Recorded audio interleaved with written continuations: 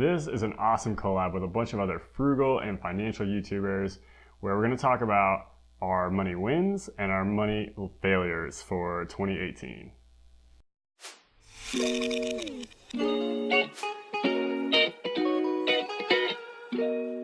We've had some big wins and some big failures this year, but we like to think of our failures more as learning opportunities.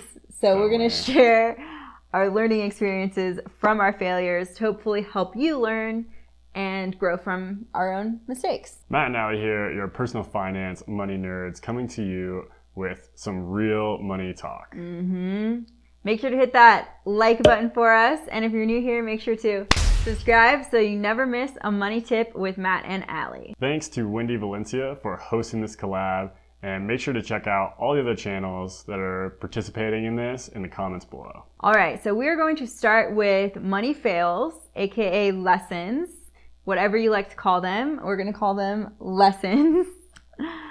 So the first was $17,500 that was stolen from us in cryptocurrency. So what we learned: don't save your passwords in Google. It's not a safe way to save passwords, apparently. Don't download sketchy software from the internet. Yep. And don't keep your two-factor authentication codes somewhere on your computer. Print them and keep them in a safe. Something that you never think will happen to you, and when it does, then you're like, all this stuff people told me is true. I shouldn't have, Yeah, I think a lot of people take their internet security kind of for granted. Yeah. Just because. We did, for sure. Yeah, it had never happened to me before. I never had like a hack or anything like stolen, any information stolen.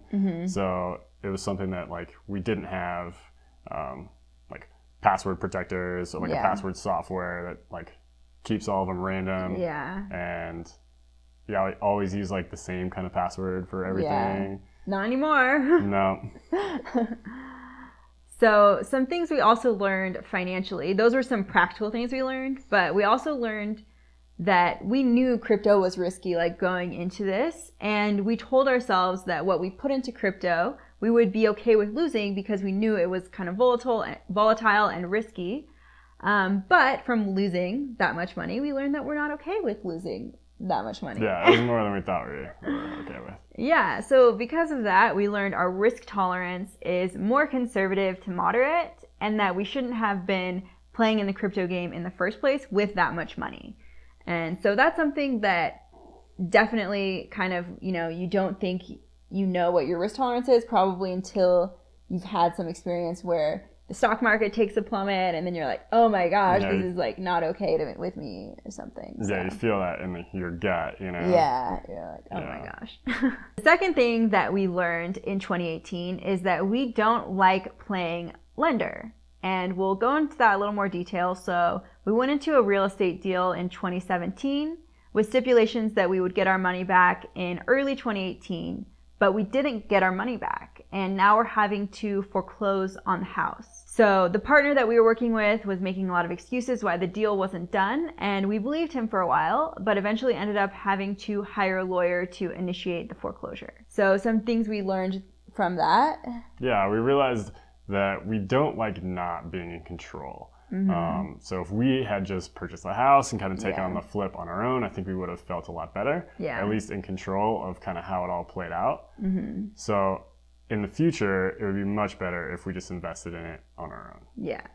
But this guy was a seasoned real estate investor. He had some experience, so we thought we could learn some things from him. And really, it just turned out to be a headache. Now with the foreclosure proceedings, we will hopefully get the money back in the first half of 2019.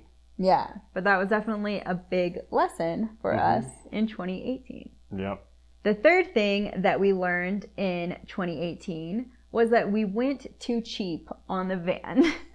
So many of you came here to our channel from our van tour, and as you know, we purchased a 2006 Dodge Sprinter, which we converted into a camper van.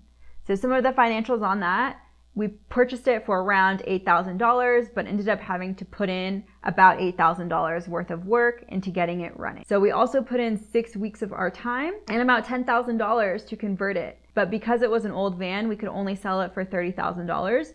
So we basically broke even. If we had purchased a newer, nicer van, we definitely could have made a profit on the flip and the amount of work that we put into it and the dollars that we put into that conversion. Yeah. But because we went cheap and we made an emotional decision when we fell in love with the van and saw it and just purchased it, we learned a lesson. And the lesson is that it's not always best to buy the cheapest one you can find. Yeah, our frugal muscle got the best of us, and now we're like, oh, this one's so cheap, it's great. And it's red, it's so cool. We were in love with it. And no.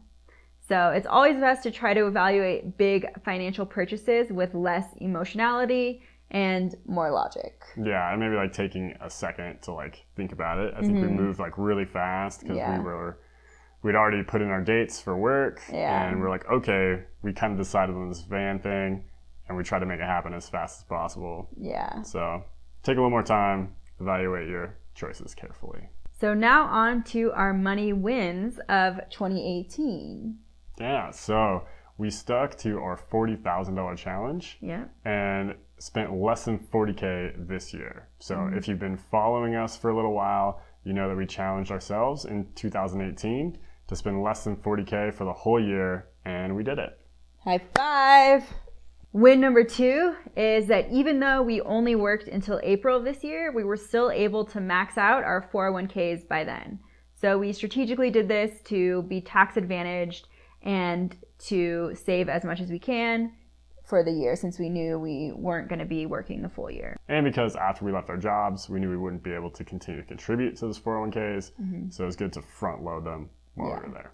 Win number 3, we were able to rent out our house in Bakersfield for around $400 a month in cash flow, which was great. So that's kind of helped us while we were starting businesses and not making a lot of money. Yep, definitely helped us out for sure. Number 4 is we quit our jobs, obviously, which some people might not think that is the best financial decision, but to us it was, because we invested into ourselves and into our businesses. This one has yet to really pay off financially, but growing businesses takes time, and we finally have the space, time, and financial freedom to pour into our passions.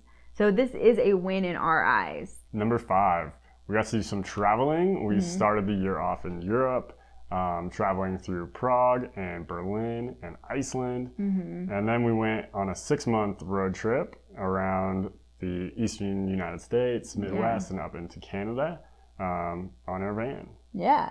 Number 6, and definitely the biggest one, is that we used our money to buy our freedom. So now we get to make our own schedule. We get to go skiing on a Wednesday if we want, or go to Moab on a Tuesday. We are the bosses of our lives, and to me that has been the biggest win of 2018 financially. But, that took us 5 years to get to this point, 5 years of working at jobs with long hours and inflexible schedules. And we may even have to go back to an inflexible job at some point if we can't get our businesses to take off to be sustainable. But for now, we're really enjoying our freedom and space to pursue our own passions. And skiing on a random Wednesday in Colorado isn't that bad. Yeah, it's pretty great. So leave us a comment below and let us know about your 2018 money wins and lessons. They're not failures. And if you like this video, please give it a thumbs up and subscribe so you never miss a money tip with Matt and Allie. I got a Yeti on my head, but 2018 ain't done yet. You